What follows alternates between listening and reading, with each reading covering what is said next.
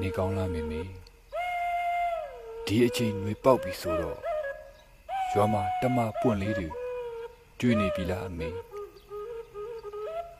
တရက်ကင်းလေးတွေရလာတိုင်းငါသားပြန်လာရင်စားဖို့ဆိုတဲ့စိတ်နဲ့ဝတ်တားဟင်းနဲ့ရောချက်ထားသည်လားအမေမိသားစုအတွက်ဆိုတဲ့စိတ်နဲ့မျိုးပြစီလျှောက်လာတဲ့ခြေလမ်းတွေကြမှာတခါတလေတော့ပင်ပန်းမိတယ်အမေချစ်တဲ့ဟင်းတစ်ခွက်ရဲ့အမေတုတ်ကြွတဲ့လက်ဖက်တုပ်လေးရဲ့ကိုမျိုးပြမှာရှိတဲ့လက်ဖက်ရည်တွေကအရှုံးပေးရစမြဲပါအမေရဲ့အတောင်ဆုံးလို့ပြန်တန်းခဲ့ရတဲ့လမ်းဆိုပေမဲ့အမေအိမ်ကိုတော့